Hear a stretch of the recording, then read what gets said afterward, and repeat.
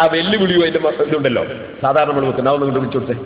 വിളിക്കുന്നവരോട് ആറ്റിങ്കൽ മുഖാമുഖത്തിൽ നിങ്ങളിപ്പോ ഓതിയ ഫൈൻ തിബിനലക്കും എന്ന് നിങ്ങൾ ഓതിയ രൂപത്തിൽ ഒരായത്ത് കാണിച്ചു തന്നാൽ പേരോടാ ഈ പ്രസംഗം ഇന്ന് നിർത്തും. ഇന്ന് നിർത്തിയൊക്കെ ഈ പരിപാടി ഇവിടെ നിന്റെ ചെരുപ്പിടിച്ച് നടക്കും ഞങ്ങൾ. കള്ളം അല്ലാടെ പേരിൽ പറയേ ആയത്ത് കണ്ടോളി. ഫൈൻ തിബിനലക്കും നോക്കോ, ഫൈൻ തിബിനലക്കും എടുക്കടോ ചെരുപ്പ്, എടുക്ക് ചെരുപ്പ്.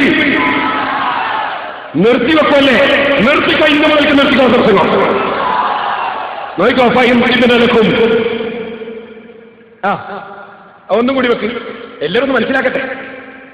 വെല്ലുവിളിക്കല്ലേ നാദാൾക്ക് വന്നത്.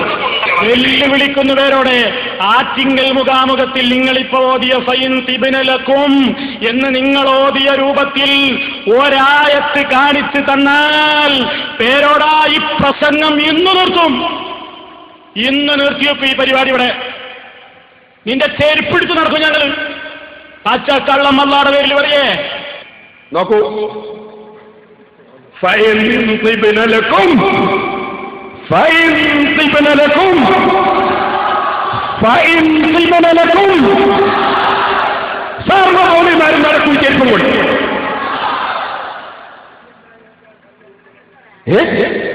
നാദാവർക്കൊന്ന് വെല്ലുവിളിച്ചതാണല്ലേ. ഇനി ബാക്കി വെക്കുമോനെ, ഞാൻ ഓരോന്നോട് കാണിച്ചു. പിന്നായതല്ല, മിന്നതിയായതുമല്ല, നിങ്ങളും മനഃപൂർവ്വം കൃത്രിമം കാണിച്ചത് തന്നെയാണ്. കാരണം എന്താണെന്നറിയോ, നിങ്ങളിവിടെ കാണിച്ച കൃത്രിമത്തിന്റെ സാഹചര്യം എന്ന് പറഞ്ഞാൽ ആ സദസ്യർക്ക് മനസ്സിലാക്കാൻ. എവിടെ ഇയാൾ ആയത്തോരിയെന്നറിയോ? ഇയാൾ ആയത്തോരിയത് എന്തിനാ? സ്ത്രീധനത്തെ പറ്റി അവിടെ ചോദ്യം. അപ്പൊ ഇയാൾ പറയണേ കുറെ ന്യായീകരണമൊക്കെ പറഞ്ഞിട്ട് അങ്ങനെ വാങ്ങിനതിന് തെറ്റൊന്നുമില്ല, ഒരാൾ പൊരുത്തപ്പെട്ട് തന്നാൽ എന്താ എന്നൊക്കെ പറഞ്ഞിട്ട് മൂപ്പര് പറയാണ് പെണ്ണിന്റെ ഭാഗത്തിനൊന്ന് പൊരുത്തപ്പെട്ടിട്ട് നമുക്ക് വല്ലതും തന്ന തിന്നോളാനാണ് ഖുർആനിൽ പറയുന്നത് എന്ന് പറഞ്ഞിട്ട് ആയത്തോതനത്. എന്നിട്ടാ മൂപ്പര് ആയത്തോതനത്. ആയത്തോദന വിഷയം തന്നെ തെറ്റ്. അവിടെ അള്ളാഹു അതല്ല ഉദ്ദേശിച്ചത്. പേരോടെ ആണെന്ന് തെളിയിക്കാൻ നിന്നെ കൊണ്ട് പറ്റുമോ? പറ്റും, പറ്റും, പറ്റും. തഫ്സീറുൽ കബീർ ഇമാം റാസിയുടെ തഫ്സീർ 948. ചെറുപ്പും പെറുക്കി നടന്നാ പോരാ കേട്ടോ. ആരാന്റെ ചെരുപ്പും പെറുക്കി നടന്നാ പോരാ, കിതാബ് ഓടി പഠിക്കണം കേട്ടോ. കേട്ടോളൂ.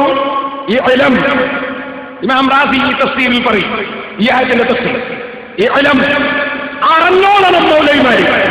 അതിന്റെ അർത്ഥം വെച്ചത് ഇൽം അറിഞ്ഞോളണം.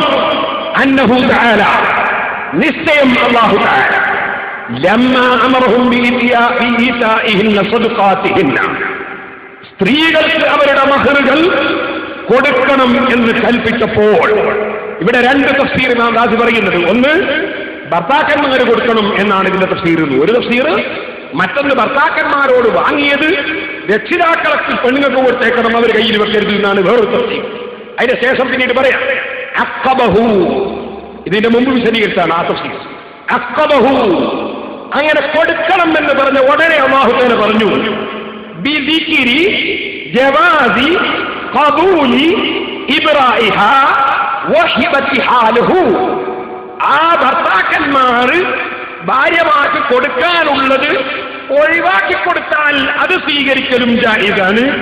വഹിബതിഹാ ലഹു, ഭാര്യമാർ ഭർത്താക്കന്മാർക്ക് പൊരുത്തപ്പെട്ട് എന്ത് ദാനം കൊടുത്താലും ആ ദാനം കൊടുക്കുന്നതെല്ലാം സ്വീകരിക്കൽ അനുവദനീയമാണ് എന്നാണ് ഈ ആയത്ത് പഠിപ്പിക്കുന്നത് എന്ന് ഇമാം റാസി വിശദീകരിക്കുന്നു. പറ്റില്ലേ? പറ്റണ്ട. പക്ഷെ മുസ്ലിമീങ്ങൾക്ക് ഇത് മതി.